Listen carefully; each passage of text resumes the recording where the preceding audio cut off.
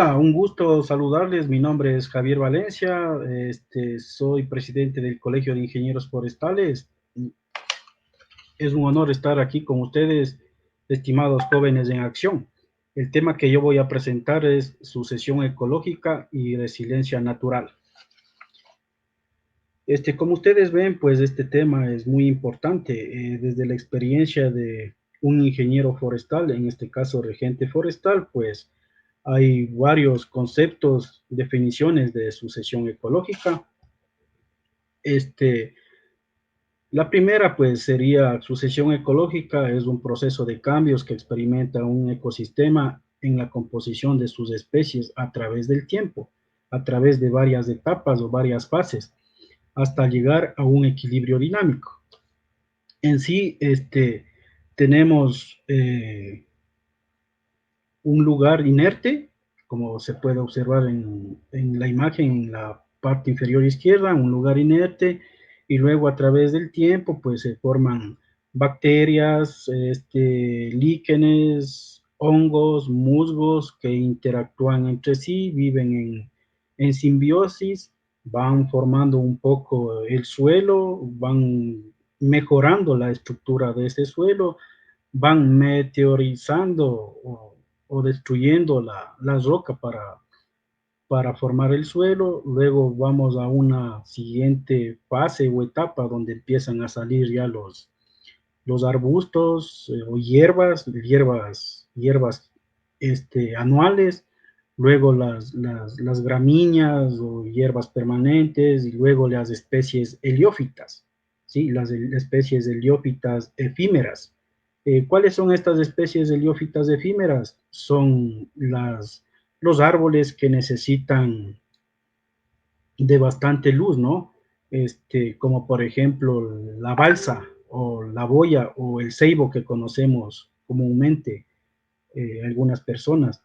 Estas especies son heliófitas. Otra especie heliófita es el guarumo, las cecropias, ¿no? Entonces son estas especies las que van primeramente formándose y tienen una duración de vida más o menos unos 20 años de estas especies. Luego ya entramos a una fase posterior donde ya hay las especies heliófitas durables.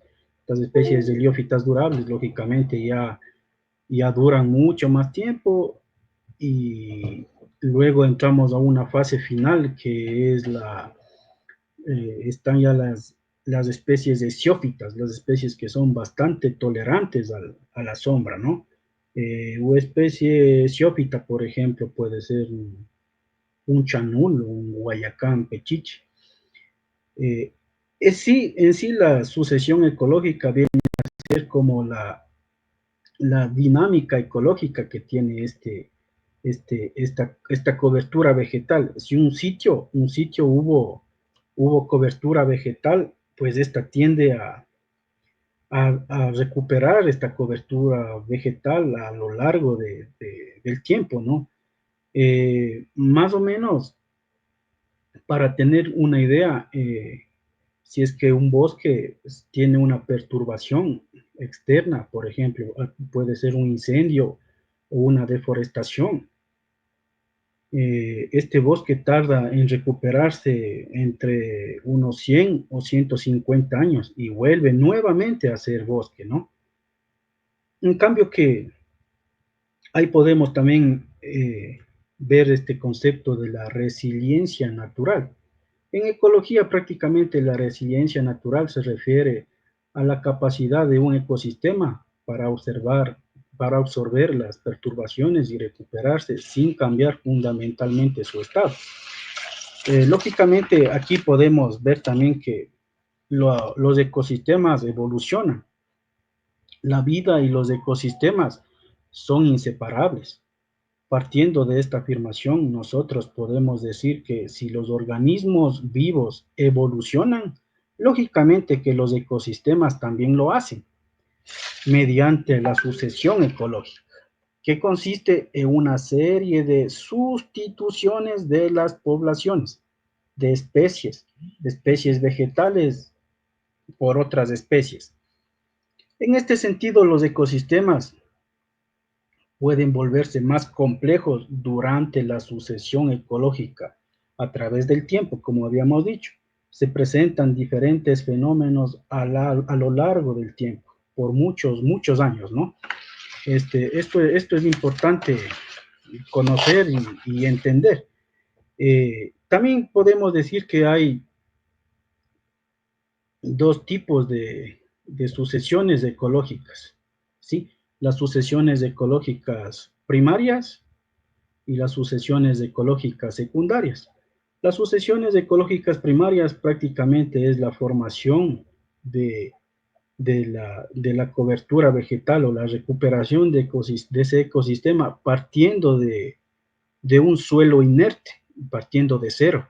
Ejemplo, por ejemplo, si hay una erupción volcánica y todo un bosque, todo un terreno, una superficie se cubre de ceniza, entonces,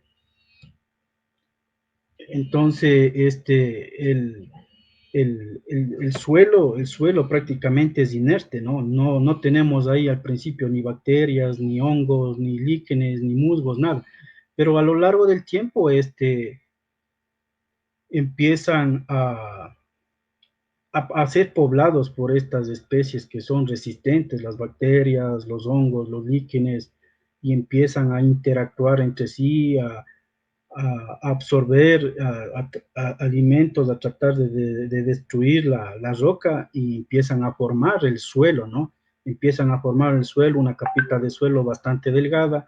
Luego esta capita se va, a lo largo de los años, se va haciendo más grande y lógicamente van a venir apareciendo especies ya más exigentes en los suelos, ¿no?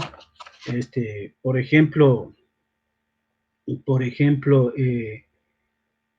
también hay en estas etapas hay los seres autótrofos, que cuáles son estos los que fabrican su propio alimento, ¿no? Estos líquenes especialmente son los que secretan sustancias químicas para adherirse a la roca y también para, a través de la fotosíntesis, pues generan su propio alimento. Los líquenes son bastante importantes ya que son organismos muy complejos que se forman principalmente por una simbiosis entre un hongo y una bacteria, ¿sí? Y nosotros les conocemos como alguitas, son como esos musgos que se pegan en la madera, en los árboles. Aquí tenemos una imagen de lo que es los líquenes, que son prácticamente los primeros en formarse en los suelos inertes, ¿no? Luego vendría el tema de la sucesión secundaria. La sucesión secundaria prácticamente empieza en un lugar que ha sufrido ya una perturbación, ¿sí? Pero donde haya un suelo formado, pero no, esa es la diferencia con la sucesión primaria. La sucesión secundaria es, por ejemplo, se taló un bosque, se taló el bosque y luego ese bosque, ¿qué empieza? Empieza a recuperarse, tomando en cuenta que el suelo tiene micronutrientes, tiene hongos, tiene algas, ya tiene el suelo ya. Por eso una sesión secundaria demora menos tiempo en recuperar esa cobertura vegetal. Es por eso que en el tema, por ejemplo, de deforestación, hablamos la deforestación bruta y la deforestación neta, ¿no? La deforestación neta, pues, son las áreas que se, se taló y se cambió a otro tipo de uso de suelo, en cambio que la deforestación bruta y esas hectáreas de esa área que le dejaron que ese suelo se recupere, eso es algo como la sucesión secundaria, ¿sí? O por ejemplo, la sucesión secundaria, un ejemplo puede ser cuando hay un potrero, hay un cultivo de cacao, estos son abandonados y prácticamente este ecosistema tiende con el tiempo a ser poblado nuevamente a través de la dinámica de este ecosistema en sí, que son, pues la dinámica son primeramente, como dije, aparecen las hierbas, luego las gramíneas, luego los arbustos, los árboles de especies heliófitas efímeras que necesitan bastante luz, luego los árboles de heliófitas durables que ya bueno toleran un poquito la sombra, y luego las especies esciófitas, ¿no? Que ya las esciófitas son las que toleran totalmente la sombra, esciófitas parciales y esciófitas totales. Hay dos tipos de especies. Y todo esto está relacionado en sí, en un bosque al menos, con la densidad de la madera. Las especies heliófitas tienen una densidad de madera bastante suave, por ejemplo, la balsa, el, la especie, la uva, el laurel, son especies que tienen una densidad suave, ¿no? En cambio que ya las especies heliófitas efímeras o esciófitas tienen una densidad bastante alta, ¿no? O sea, por eso es la madera más pesada, decimos comúnmente nosotros. Es una madera, por ejemplo, el chanul, el guayacán, es una madera que tal vez demora cientos de años para que estén en este clímax, en estos bosques clímax, ¿no? Eso es más o menos. El tema de las causas, ¿no? Se debe a la colonización y extinciones locales de las especies durante la sucesión ecológica. Durante la sucesión ecológica evolucionan el nivel de complejidad de estos ecosistemas. Ahí siempre hablamos de una sucesión, las especies pioneras y tardías. Las especies pioneras son prácticamente las especies heliófitas que les digo, las que toleran la luz, o sea, necesitan de bastante luz y son las primeras en aparecer y tienen un corto periodo de vida nomás estas especies, hablamos tal vez de 20 años. Luego ya vienen las especies heliófitas durables, que estas ya son secundarias, y las especies heliófitas. Nosotros comúnmente, los ingenieros forestales, conocemos a estas especies y les dividimos nosotros siempre en gremios ecológicos. Estos nos permiten conocer las agrupaciones de las especies que tienen características biológicas y ecológicas similares. ¿Sí? El grupo de especies, las más numerosas son las heliófitas durables, las que están en el intermedio, ¿no? Un bosque ya en su madurez va a tener eh, bastantes especies de heliófitas durables, pocas esciófitas totales, pocas especies de madera dura, porque estas necesitan varios cientos de años para formarse, ¿no? Bueno, aquí está más o menos un gráfico para entender un poquito más claro la sucesión primaria. Podemos ver en la parte izquierda tenemos un suelo inerte, rocoso, que tal vez no hay ni hongos, ni bacterias, ni líquenes, no hay nada, pero a pasar del tiempo, y lógicamente con la humedad, con la precipitación, se forman estos hongos, bacterias, líquenes, y luego ya dan paso a las gramíneas, a las hierbas perennes o anuales, y luego ya a los arbustos, a los árboles de heliófitas efímeras, heliófitas durables, que decimos nosotros en los gremios ecológicos, y al último tenemos el bosque clímax, el bosque final, digamos, pero lógicamente este bosque no es que cambia, ¿no? El bosque final igual sigue teniendo estos cambios dinámicos, y ya que igual en el bosque clímax existen tormentas, o un árbol se muere por A o B razón, este cae y luego nuevamente empiezan a salir a nacer o a crecer estas especies de heliófitas y luego las esciófitas y se forman, ¿no?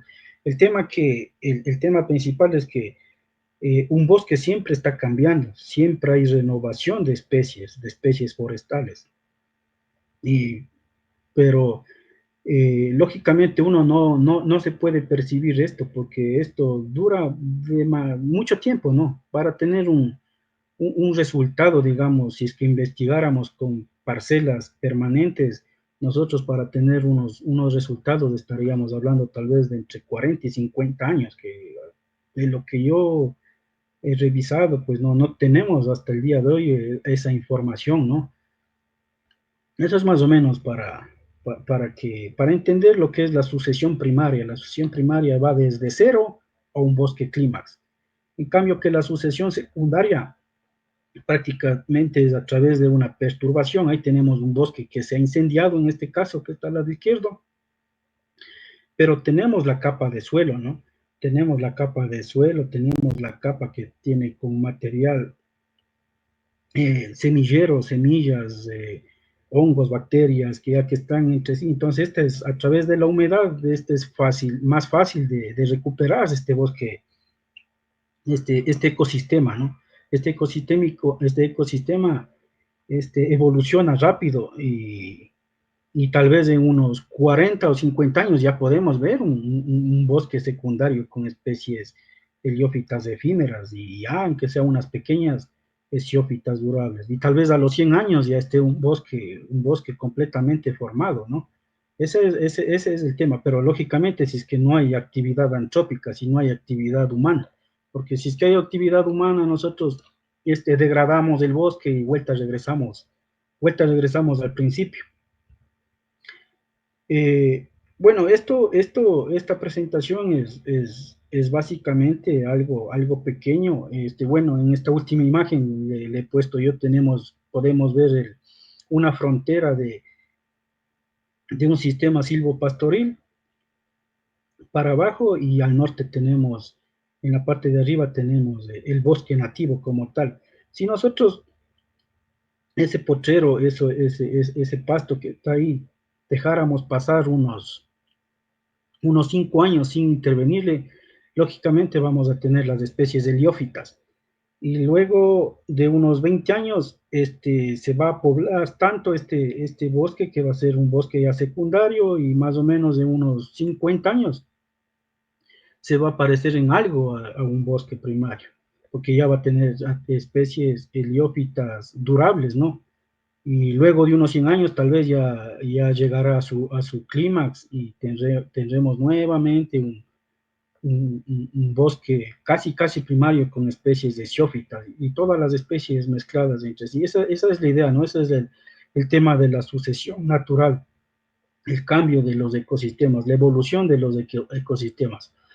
Bueno, con eso quiero expresar un agradecimiento a ustedes y gracias por escuchar este pequeño resumen.